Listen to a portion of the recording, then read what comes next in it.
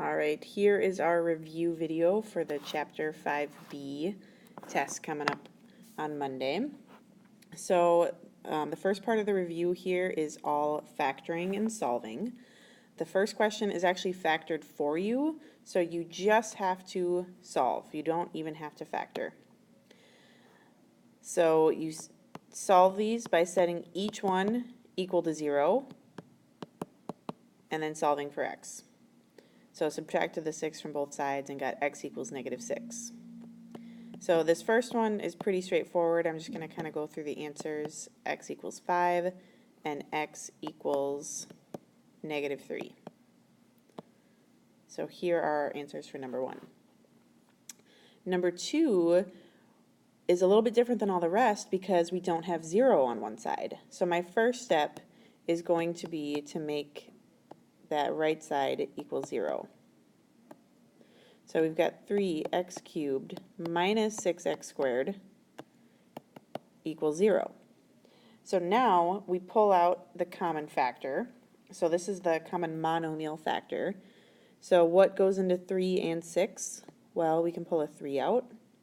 They both have up to x squared, and that leaves behind x minus 2.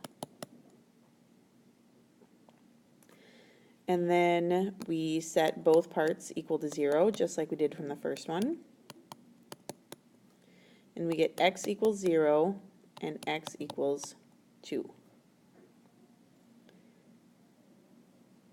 The third one here, we've got a factor by grouping. So look at the first two together, we can pull out an x squared. Look at the next two together, we can pull out a -4. So let's pull out that x squared first. So x squared is coming out. What's left behind is x plus 2. Then -4, divide out that 4, x plus 2. Because -8 divided by -4 is a positive 2. Well, we got the same thing in parentheses both times. So x plus 2 is our first parenthesis. And then our second set of parentheses is x squared minus 4. And this whole thing equals 0. So we could either keep factoring right here, or we could just start setting these equal to 0 as is. So x plus 2 equals 0, so x equals -2. X squared minus 4 equals 0, so x squared equals 4, square root both sides, and we get x equals plus or minus 2. So you can circle both of these, but to be honest, the x plus or minus 2 includes a -2, so we don't really need to say that one twice, but we can.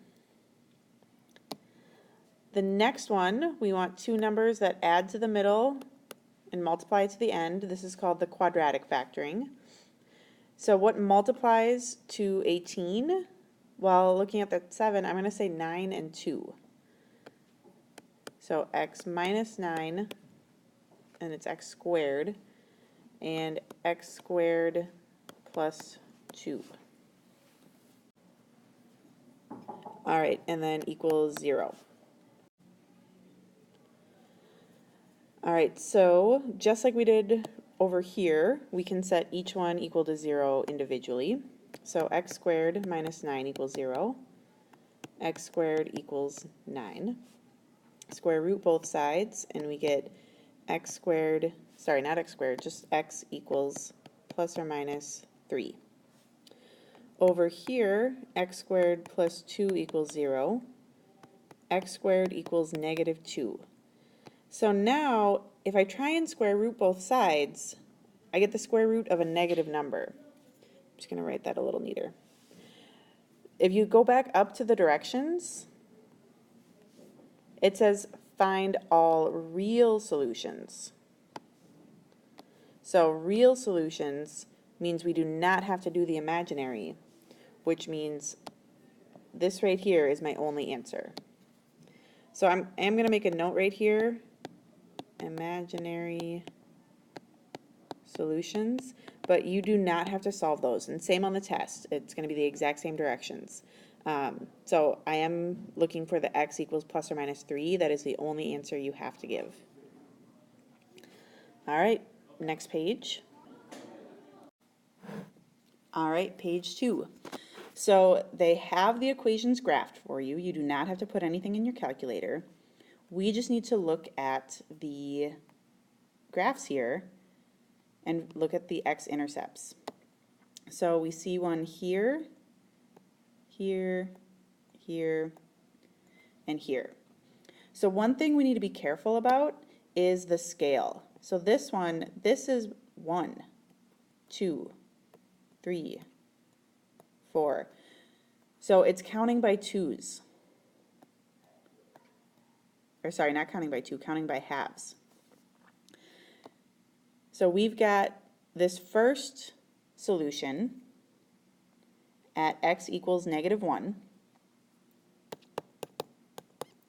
But then the second solution is a decimal, x equals -0.5. And then +1 and +3.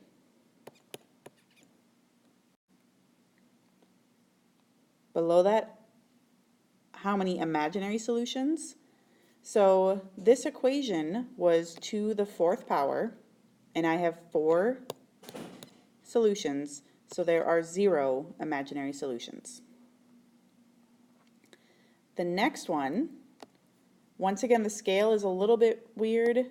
They only put every other number, but this is -1, this is -3, so you can kind of just fill those in if that helps.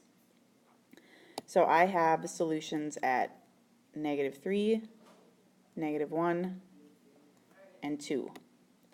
X equals -3, -1, and 2. So this one, we are supposed to have 5 solutions, but we only have 3. So that means we have to have 2 imaginary solutions. Last question, our volume question. You have 432 inches cubed of concrete to make a rectangular prism for a small bench. You want the width and the height to be 6 inches less than the length. What should be the dimensions of the bench? So I imagine this kind of just like a big old slab of concrete here.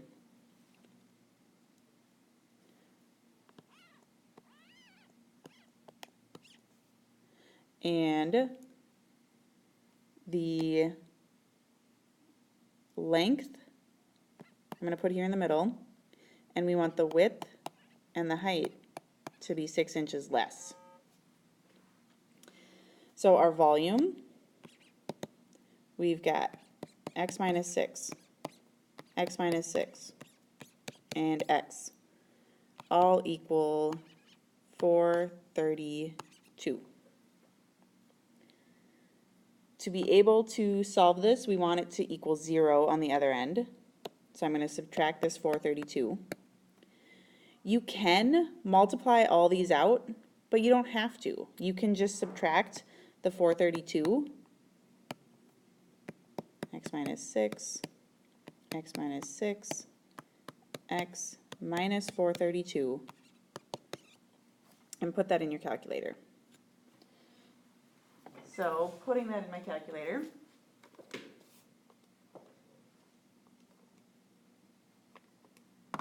we've got x minus 6, x minus 6, x minus 432, and I do use parentheses just like I did here. Look at the table, and you might have to scroll down a little bit. So it isn't a super small number. It's definitely not a negative number. But if you scroll down just a little ways, you should see x equals 12 in the table.